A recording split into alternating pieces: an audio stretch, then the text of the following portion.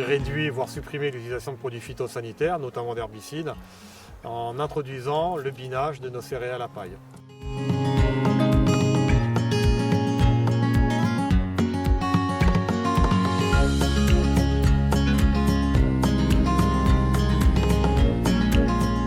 On se trouve actuellement là, sur une exploitation de lycée agricole, exactement lycée agricole La Ricarde, donc un site de production à Lisson-Rassemble où on se trouve, destiné essentiellement aux grandes cultures, et un site sur Avignon, grande culture, plus production de légumières en agriculture biologique. La première problématique de tout agriculteur, c'est d'équilibrer les budgets et de sortir un bénéfice, un salarié sur l'exploitation. Rémunéré par les productions de l'exploitation. On est en zone vulnérable nitrate.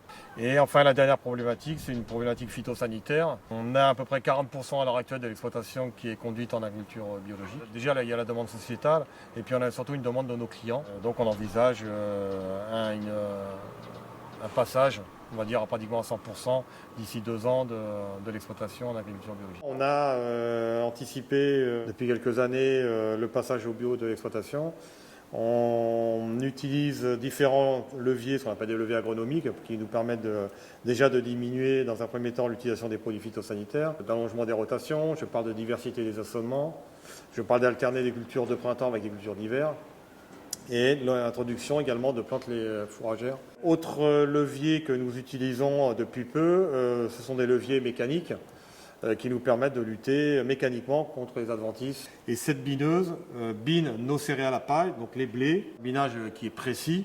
Et ici, on a une caméra qui elle, va filmer les rangs de blé et va guider de manière automatique la gestion de la bineuse qui va se déporter latéralement pour suivre les interrangs de blé. La deuxième aide provient du tracteur, puisque nous utilisons ce qu'on appelle des systèmes GPS et notamment le système RTK, qui est un système de guidage.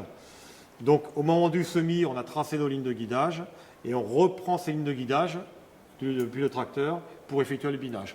Donc on sait parfaitement que notre passage de bineuse correspond à notre passage de semoir. Et on a la tête de binage donc, qui se trouve ici, et ici le corps de la bineuse, le bâti, qui va se déplacer latéralement par rapport au support de bineuse. Donc il va, par un système de vérin, entraîné par le système hydraulique du tracteur, se déplacer latéralement pour correspondre aux interrangs du semis. Donc pour éviter de les couvrir avec une projection de terre, on utilise ce qu'on appelle des socs pas de doigts plats qui ont un effet de bouleversement sur le sol limité par rapport à un soc bombé. Le but du jeu, c'est de ne pas aller très profond quand on fait c'est pratiquement du sarclage, donc on est entre 2 et 3 cm, pas plus. On se trouve ici sur une parcelle située à Villevieille. C'est une luzerne de 3 ans. Qui est implantée sur une parcelle convertie en agriculture biologique depuis 2 ans. Cette luzerne va être broyée très prochainement. Ensuite, on va effectuer un déchômage pour essayer de couper les racines, le système racinaire pivotant de la luzerne. Et ensuite un labour pour ensemencer un blé dur en agriculture biologique. Le problème de produire du blé dur de manière biologique, c'est la teneur en azote de la céréale. En agriculture raisonnée, on le compense très facilement avec des engrais azotés. En agriculture biologique, c'est beaucoup plus compliqué. Donc c'est pour ça qu'on introduit nos blés durs prioritairement derrière une luzerne, qui a constitué normalement un bon reliquat azoté d'environ 130 à 140 unités d'azote dans le sol. L'exploitation fait partie du réseau défi Grande Culture piloté par la Chambre d'agriculture du 04.